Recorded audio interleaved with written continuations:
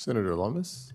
Thank you, Mr. Chairman. Thank you, Ranking Member. And I think that today was the first time I've ever heard the term hot dog used in testimony, and I so appreciate that from my colleague from North Dakota. Mr. Gannon, it's a pleasure to see you here today. I want to thank you for everything you've done for the state of Wyoming in the last few years. I just want you to know I'm personally grateful.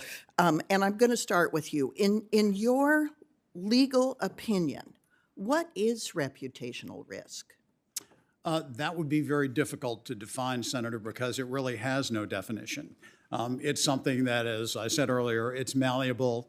It can be reinterpreted. It's in the discretion of the regulators. So what is reputation risk today might be something different tomorrow. Does it give bank examiners license to censor viewpoints or base regulatory decisions on someone's subjective viewpoint of what is a controversial comment? It can. Well, let me show you that it does. So here's this quote from an internal excerpt.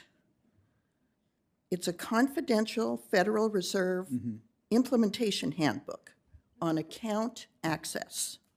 It requires that Federal Reserve staff consider whether a person has made a, quote, controversial comment in making decisions about access to the payment system. And of course, access to the payment system is a defining feature of a bank, is it not? Correct. Very much so. Without that, a bank is a vault. So is it dangerous for the Fed to serve as judge and jury on a particular banker's speech? Senator, I'm kind of absorbing that still a little bit because it's really quite unusual. I've never seen anything like that before, but my immediate reaction is, number one, it sort of proves out the comments I've been making about the subjectivity around reputation risk, because who's to say what is controversial and what is not controversial? That's number one. Number two, it's chilling to me that it's possible that access to the Federal Reserve payment system might be dependent on whether the applicant was engaged in some sort of controversial commentary or now I can see it, or activities. That's the kind of stuff that is, that's the kind of thing you see in countries that appear on OFAC lists. So I don't see how it has any place in assessing the capabilities of an institution to have access to the federal banking system. We don't want to be in a place where free speech is chilled because there's a concern that I might not get access to banking services. I agree very much, Senator.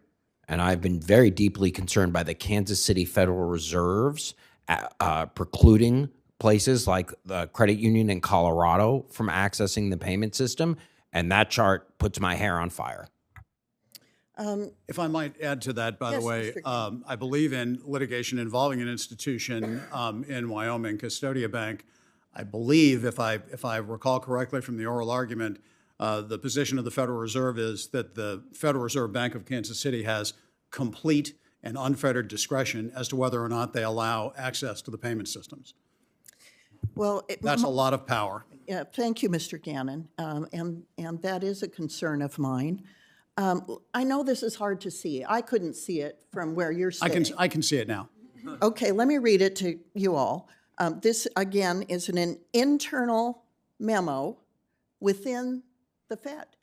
It says, Reserve Bank staff generally should consider the conduct of the institution and its leadership and whether association with the institution poses undue reputational risk to the Reserve Bank.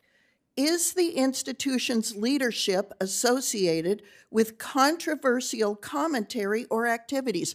What is a controversial comment or activity? What is that? Senator, I have no idea. Is it in the eye of the beholder? It's completely in the eye of the beholder, yes. Mr. Ring, what is a controversial commentary or activity? Well, considering things I've said about pro-America causes and the flag, I feel like that was written for me. Mr. McCauley?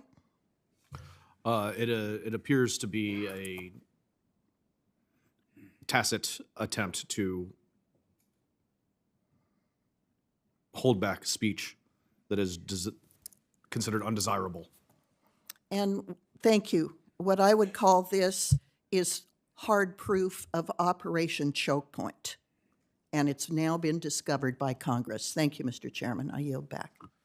Thank you, Senator, very much for your thoughts and your comments. Thank you to each of the witnesses for participating in today's really important hearing. More to come, by the way.